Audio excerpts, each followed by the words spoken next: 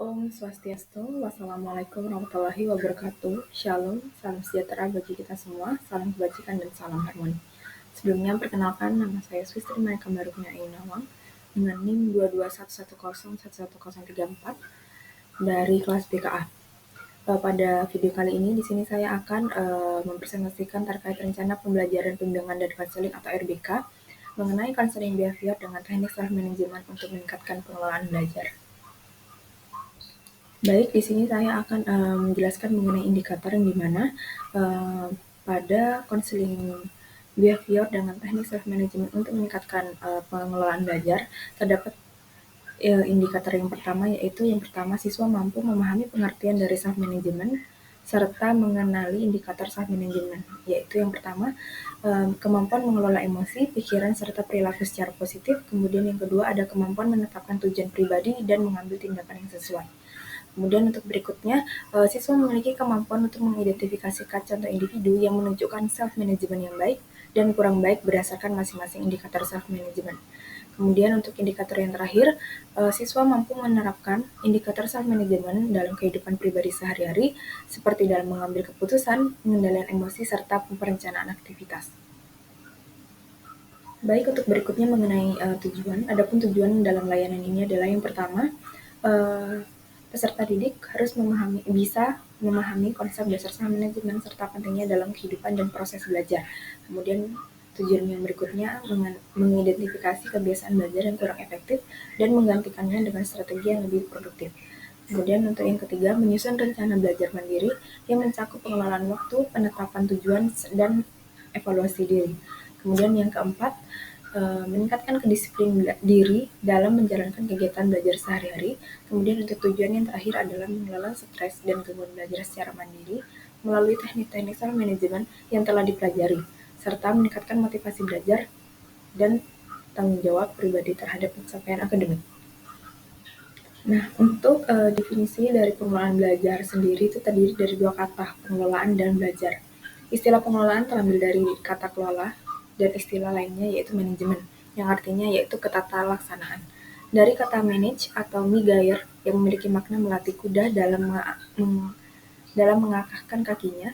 Dalam pengertian pengelolaan tersebut terkandung dua kegiatan, yaitu kegiatan berpikir dan kegiatan tingkah laku.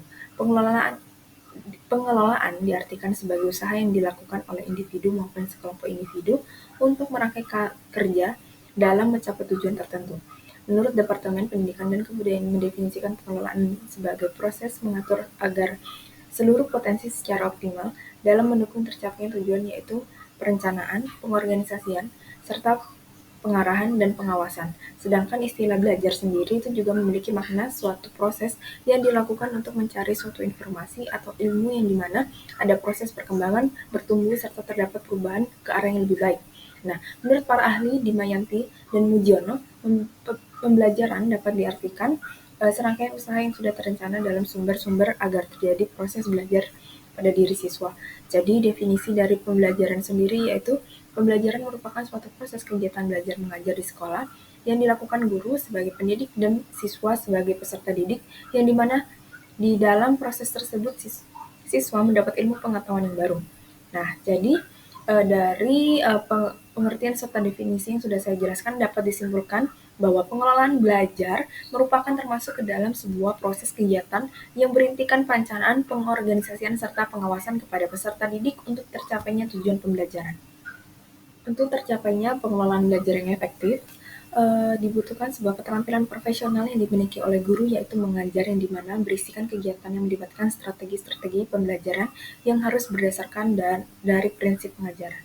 Nah, melalui bimbingan dan konseling, guru BK bekerja untuk mewujudkan pengelolaan belajar yang efektif. Guru BK sebagai tenaga profesional yang ahli dalam memberikan bantuan, dibutuhkan teori konseling yang mewujudkan tujuan siswa, salah satunya adalah konseling behavioral. Arti konseling merupakan suatu hubungan interpersonal yang memberikan bantuan dari seorang ahli kepada suatu individu atau kelompok yang sedang mengalami permasalahan, agar mampu menghadapi krisis-krisis yang sedang dihadapi di dalam hidupnya. Nah, sedangkan pengertian behavioral atau behaviorisme adalah suatu pandangan teoritis yang beranggapan bahwa persoalan psikologi adalah tingkah laku tanpa mengaitkan konsepsi mengenai kesadaran dan mentalitas. Dari pengertian di atas, maka dapat disimpulkan bahwa counseling behavior merupakan suatu proses konseling atau pemberian bantuan oleh seorang konselor kepada konseli dengan menggunakan strategi-strategi tingkah laku untuk memecahkan permasalahan interpersonal, emosional, serta keputusan tertentu. Nah, untuk self management atau manajemen diri merupakan suatu pendekatan dalam konseling yang memiliki tujuan untuk membantu individu dalam mengontrol perilaku, emosi, serta pikiran mereka secara sadar untuk mencapai tujuan atau perubahan yang diinginkan. Nah, manajemen diri melibatkan pemantauan diri, penetapan tujuan, serta penguatan diri.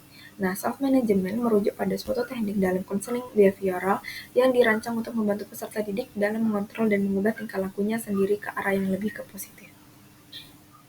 Baik, untuk berikutnya mengenai penerapan counseling behavior dengan teknik self-management untuk meningkatkan pengelolaan belajar. Nah, langkah pertama dalam penerapan teknik self-management adalah mengidentifikasikan secara jelas masalah belajar yang dialami oleh siswa. Pada tahap ini, konselor bekerja sama dengan siswa untuk menggali berbagai aspek yang menghambat proses belajar, seperti kurangnya motivasi, kebiasaan menunda tugas, serta kesulitan mengulur waktu atau gangguan dari lingkungan sekitar. Nah, dalam proses ini dilakukan melalui wawancara, observasi, atau pengisian instrumen penilaian diri yang memiliki tujuan agar siswa menyadari secara objektif masalah yang sedang dihadapi sehingga lebih siap dan termotivasi untuk melakukan perubahan. Baik, untuk berikutnya mengenai penetapan tujuan perubahan, yang dimana setelah masalah belajar telah diidentifikasi, konselor membantu siswa menyusun tujuan perubahan yang spesifik, realistis, dan terukur. Nah, tujuan ini harus dapat dijadikan acuan dalam proses monitoring dan evaluasi selanjutnya.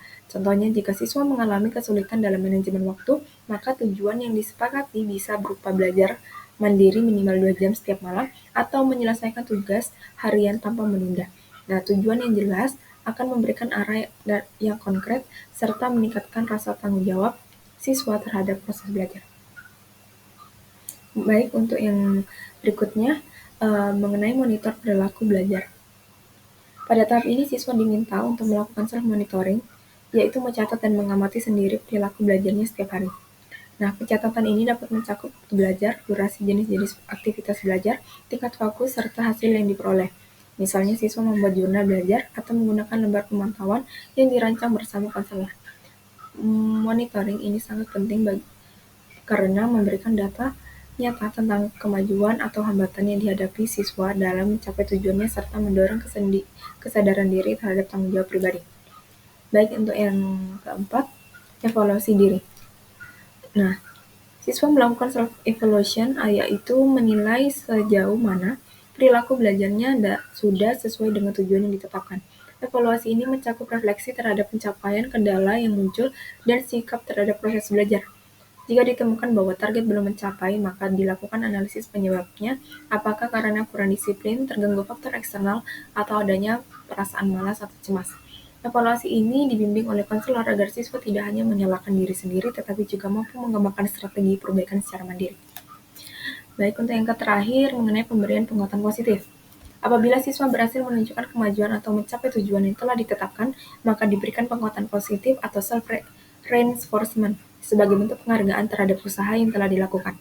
Nah, dalam penguatan ini bisa berupa aktivitas menyenangkan seperti menonton film, bermain game, atau memberi diri waktu istirahat lebih panjang. Baik, untuk selanjutnya adalah mengenai langkah prosedur dalam pelaksanaan bimbingan klasikal, yang dimana langkah pertama yang harus kita lakukan adalah persiapkan RBK. Nah, untuk mempersiapkan RPBK kita itu harus melakukan observasi, wawancara, serta penyebaran tes. Untuk selanjutnya, mempersiapkan media, kemudian langkah yang ketiga mempersiapkan materi mengenai self-management, kemudian dilanjut dengan praktek self-management, serta yang terakhir adalah penyebaran kuesioner.